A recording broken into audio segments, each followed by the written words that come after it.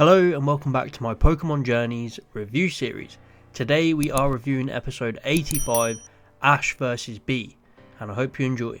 So after gaining a Mega Stone last time out, Ash received a battle invitation from BEA to face her in the Hyper class.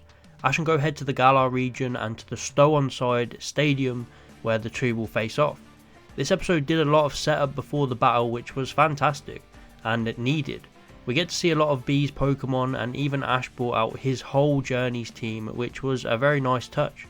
Karina shows up looking all menacing, and we get a reference to back when BEA called her soft in battle, but it turns out that there was no drama with them, they were actually good friends all along. Karina brings some treats from Kalos, including some chocolate, and we all know that BEA loves chocolate. Chocolate! So the battle takes place the day after, but this was a nice way to set everything up, reintroduce us to BEA after a while. BEA even tells Ash that in this third battle she'll find out what Ash is there to show her, which was an interesting line. So the first 10 minutes of the episode were just building up the characters and the battle. The next day the battle begins, the Stow-on-Side Stadium full of cheering fans. BEA's got her Dynamax band, Ash has his Mega Stone, and this actually confirms that you can only use one of Mega Evolution, Dynamax and Z moves in battle, which is something we all probably assume anyway, but since Mega Evolution and Z moves weren't in Sword and Shield, we still wasn't 100% sure on how all of this would work. So this is a nice balance. I think all three are regarded pretty similar in power. The 3v3 begins with Ash sending out Pikachu and BEA sending out Graplock. Pikachu lands a nice Electro Web but ends up getting beat up a little bit, so Ash recalls it. There was a lot of switching out already in this first part, similar to the Volkner battle. Ash brings out Lucario and they hype up its rivalry with Graplock here. I thought it might have even taken it down early on, but that wasn't the case. But this does hint towards Lucario eventually taking Graplock down in this battle. Ash sticks with Lucario while BEA ends up switching out to both Howlucha and Machamp, her ace.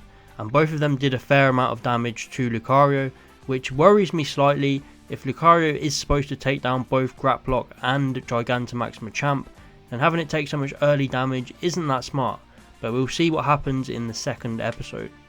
While battling Machamp, Ash panics and tries to activate Lucario's Mega Evolution, and Lucario looks back at him like, bro, it's way too early for that. Everyone thinks that Lucario is refusing to do it and their bond isn't quite there, but then the big man himself shows up, Champion Leon. Leon jumps in on the commentary and says it's got nothing to do with their bond, but there is a place and a time when they will Mega Evolve for the first time, and now isn't it. And the episode ends there. Leon will now be helping out with commentary, which I think is amazing that he's here to witness this match. It makes perfect sense. And the battle ends with Lucario and Machamp still out there, so next week's episode is going to be something special. This episode was amazing. It had really good writing, really good pacing. I'm so glad that this is a two-parter. It let us spend more time with BEA, Karina and all the Pokemon, time to set up this battle and make it as perfect as possible. And the battle action we got was really solid. There wasn't too much of it, it was mainly just swap out, but from what we can see, next week it's going to be something special. I even loved the whole not quite ready for Mega Evolution just yet. That was great, and Leon showing up to explain it wrapped up everything nicely. So overall, an amazing episode. This episode's rating is a 9 out of 10. Let me know your thoughts on this episode. Did you enjoy? What's your rating? Please like and subscribe, and I'll see you next time.